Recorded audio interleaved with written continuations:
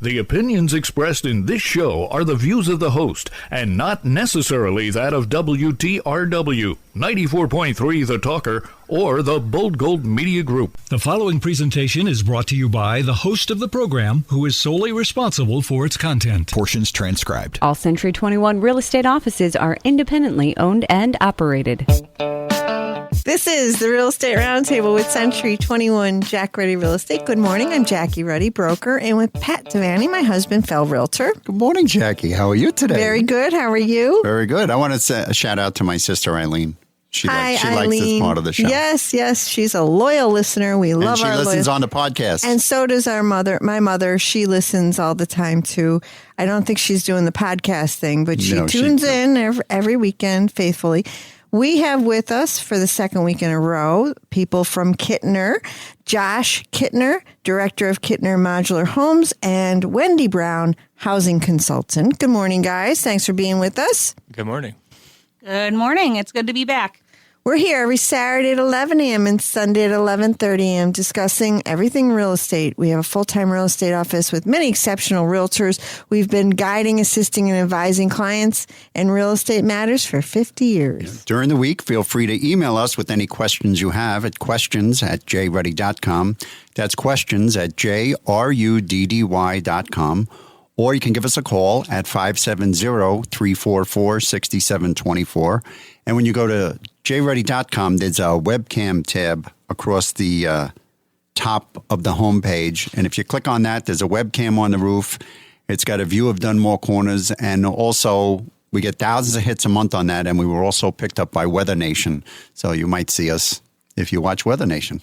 View our listings, search the MLS listings, and listen to archive radio shows by going to mobilefriendlyjruddy.com, JRUDDY.com. We're all over social media, and our radio shows are now on podcasts. It's the Real Estate Roundtable with Jackie Ruddy. You can find our podcast on Spotify, Google Podcasts, Amazon Music, TuneIn plus Alexa, Apple Podcasts, Stitcher, iHeart, and Pandora. Wow, I might listen in the car. And that's thanks to my producer, DC. Thank you very much for all your help there. And your sister listens to the podcast. Yeah, Billy Griffiths listens on the weekends. All right. Hello, Billy. And so does Regina and Bobby. That's right. We have listeners all over the place. We're everywhere. Okay. Guys, Wendy Brown, Housing Consultant, Josh Kittner, Director of Kittner Modular Homes. Can you give me a little bit rundown of who you are, where you are, all that good stuff, please? Yes.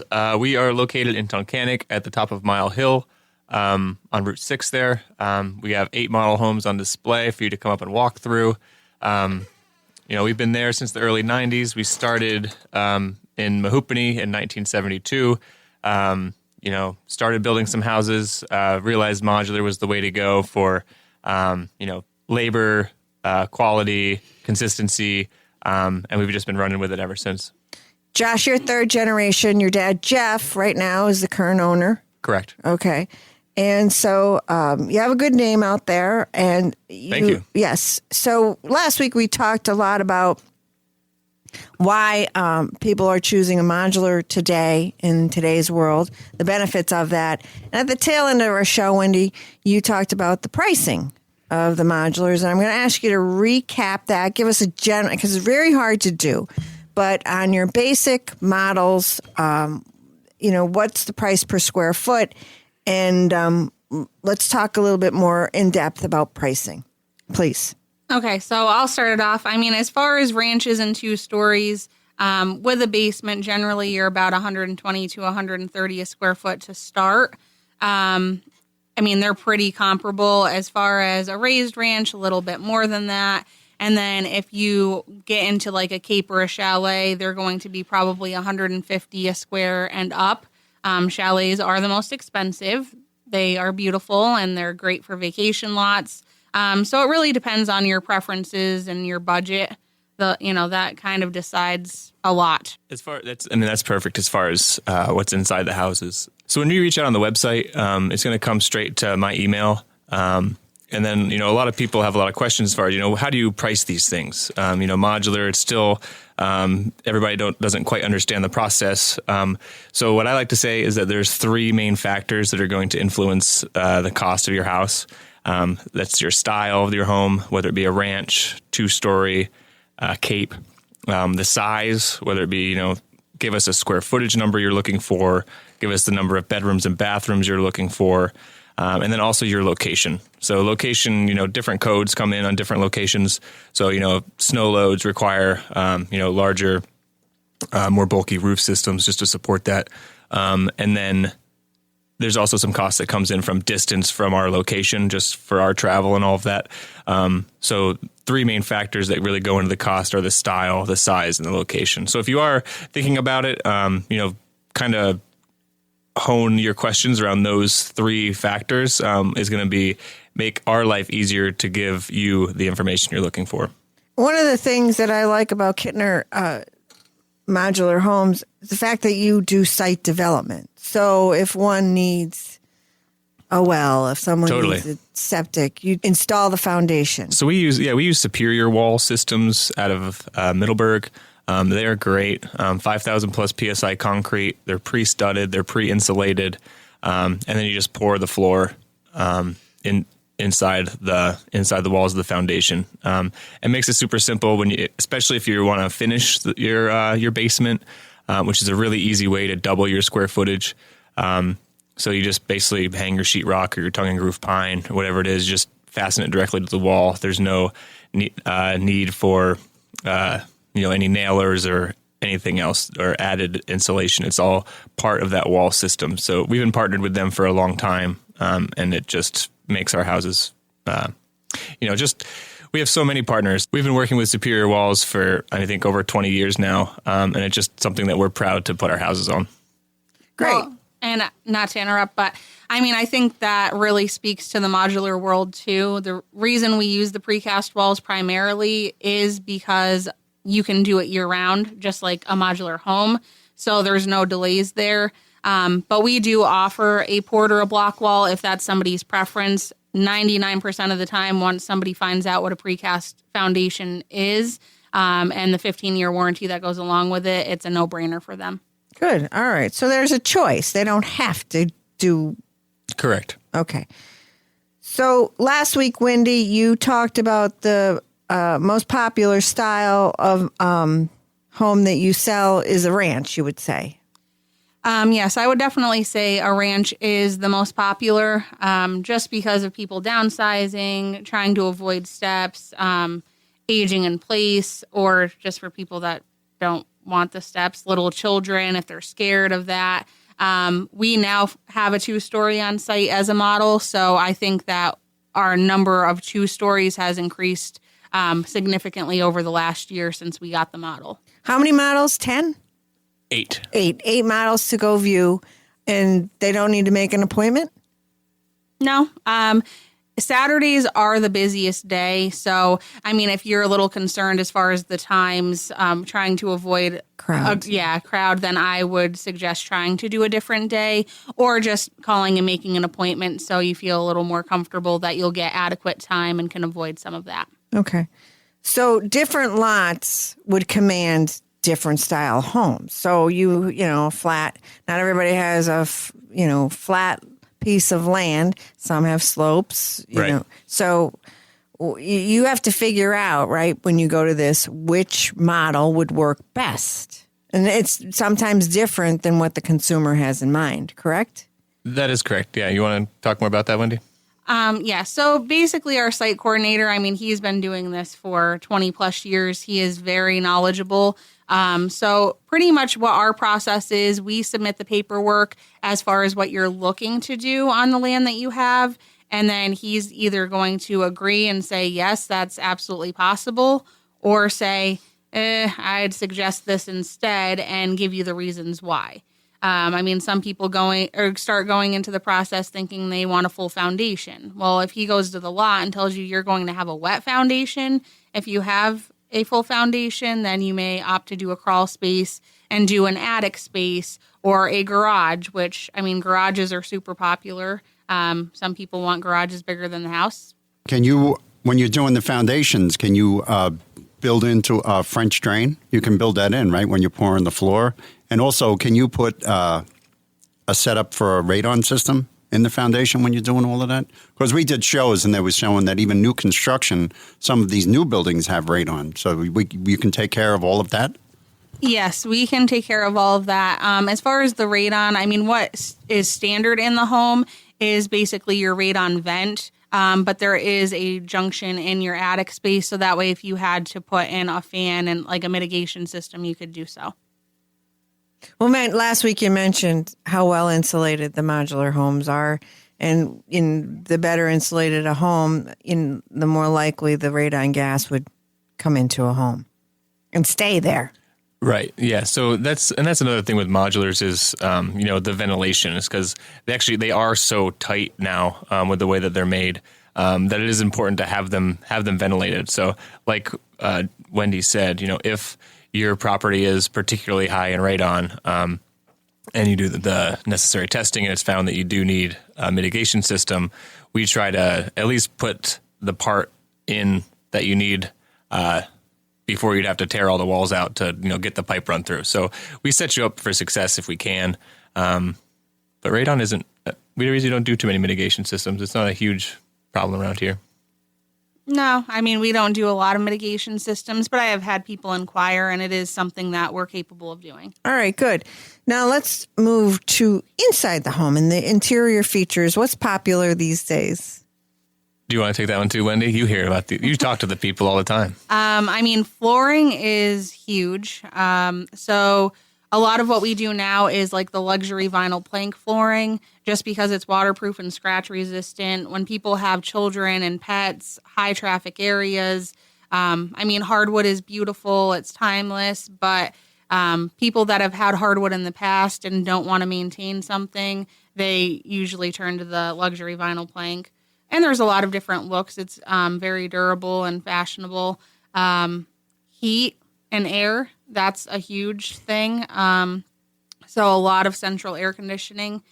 I mean, people are spending generally $150,000 and up on a home, so they don't want to put window units in and out, and I don't really blame them. And then generally, if you get central air, you're going to just do like the forced hot air, which you can build in air scrubbers, the UV light, which is very popular now because of COVID. So I would say those are two major things. And then, I mean, the kitchen's the main focus of the home generally. So, different cabinetry, granite countertops, quartz countertops, those sorts of things. That's the room that costs the most? Yeah. Yeah. And so are you doing a lot of fireplaces? I would say we do a fair amount of fireplaces. Josh got some pictures of one we recently did that was kind of built in and had shelves and storage underneath, which was pretty unique and very nice to look at. Good. All right. You can find that on our Facebook page if you want to take a look at it. Wonderful. Now, last week you mentioned the multi-generational homes. So these are, floor plans that are different than most homes that are on the market these days because there is a need. It's consumer demand right now that these homes function in a way to not only house a family, but, parents, older children, right, et cetera, et cetera. We are receiving more particular requests on the way houses are set up. Like you said, multi-generational. It could be, it's within one building or one building footprint. But there's actually multiple living spaces. That way, the parents can have their own place. The kids can be separated out. And then even mom or dad, they could also have their own place. Particularly if people are trying to get out of the more urban areas. They still want to be together. So even if it's not inside one footprint, something that we're looking to do more of is kind of these tiny houses on wheels, which are becoming very popular. You can just pull one of those up in the yard and you have an in-law suite pretty quickly without having to, tie into the existing structure, which, can add cost and time. So people are being more creative and it's exciting that, they're responding to, the changing world. Great. How about the open floor plan? You're seeing that's here to stay, right? I would say yes. The open floor plans are extremely popular. That's definitely one of the most frequently mentioned items that people are looking for, mostly because they want to entertain. They don't want people to be shut off from, you cooking in the kitchen and people are hanging out in the living room waiting for the meal to be completed. You get some people that don't like it just because you're limited as far as placement of furniture and wall space. However, we set our models up so that you can get a sense of how you can do it. So for most people, that's a very easy obstacle to overcome.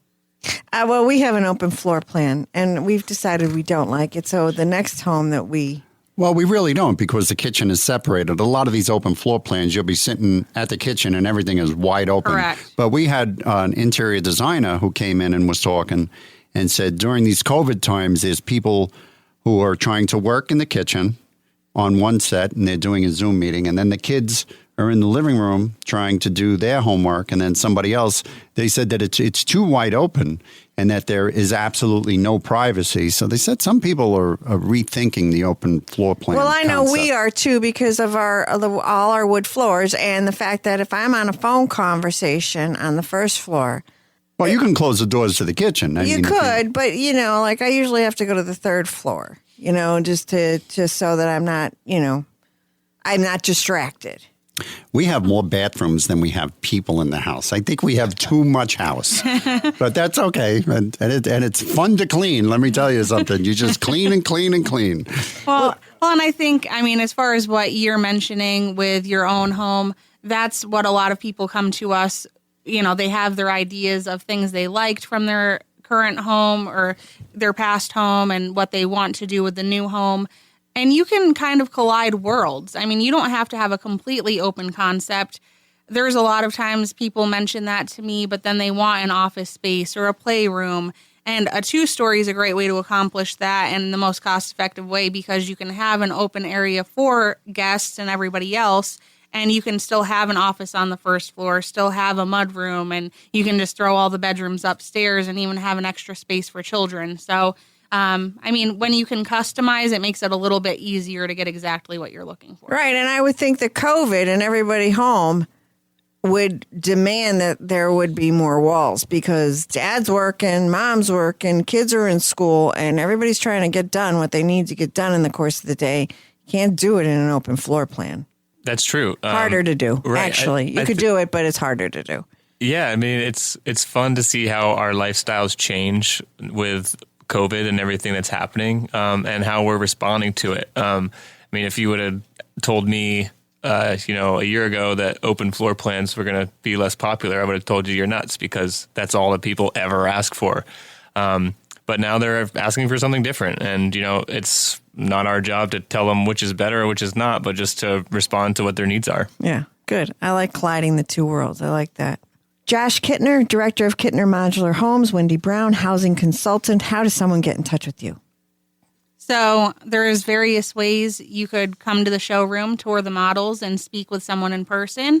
If you're not comfortable doing that right from the get-go, you could reach out to us on the website, kmhi.com, Kittner Modular Homes Incorporated. Or you could give us a call, 570-836-9755. If you want to get a little more information before you make the trip to view the models and make sure it's something that you're capable of doing. Great. We're headed towards a break. Before we go, Pat, would you like to review a listing? Yes, we have a 2-unit. It's a duplex at 433 Birch Street in Scranton for $114,000. This building has 2 two-bedroom apartments, and it's very close to downtown Scranton. There's many updates in this building, including new plumbing, updated electrical, newer vinyl siding. This home also has beautiful hardwood floors and an updated kitchen on the first floor. So if you're thinking about an investment property, give us a call about 433 Birch Street in Scranton, a 2-unit building for $114,000, and that's listed by Tom Pavlovsky of our office. I have the Greater Scranton Board of Realtors MLS statistics for the last 30 days for single-family homes in Lackawanna, Luzerne, Monroe, Pike, Wayne, and Wyoming counties. Median sales price for 2 bedrooms or less is $103,000. For 3 bedrooms, it's $143,500. 4 bedrooms or more, it's $215,000. And how did buyers pay for their single-family homes in Lackawanna, Luzerne, Wayne, Pike, Monroe, and Wyoming counties. 21.5% paid cash, 52% went with a conventional mortgage, 20% went with an FHA, and 2.9% went with a VA. And the FHA and VA are the government loans, whereas the conventional is the Fannie, Freddie, Mae, regular type of mortgage. But you remember about a year ago, cash and conventional. Yeah, it was way up. Cash was. They were very close. Yeah. They were less people are paying cash, and just as much, 21.5% paid cash, 20% went with the FHA. Yeah, that number's down. Yeah, so that number used to be huge. Very interesting. Don't go anywhere. You're listening to the Real Estate Roundtable with Century 21 Jack Ready Real Estate and 94.3 The Talker. Who are Century 21 agents? They're high-tech gizmo-packing problem solvers with an appetite for getting things done. They know the best places to buy a home, to sell a home, and to find antiques, if you're into that kind of thing. They're weatherproof, foolproof, and proof positive that smart people doing good work can make big things happen for great folks like you. Oh, and there's one nearby. This is who they are. This is what they do. Century 21 agents. Smarter, bolder, faster. Each office is independently owned and operated. Hi, this is Jackie Ruddy from Century 21 Jack Ruddy Real Estate. Is real estate on your mind? It's on ours 24/7. Whether you're buying, selling, investing, or in need of an appraisal, you have questions, we have answers. Thinking of buying or selling a house and have questions? Tune in to the Real Estate Roundtable hosted by locally owned and operated Century 21 Jack Ready Real Estate on Saturday mornings at 11 and Sunday mornings at 11:30. Call 570-344-6724 or visit jruddy.com. That's JRUDDY.com.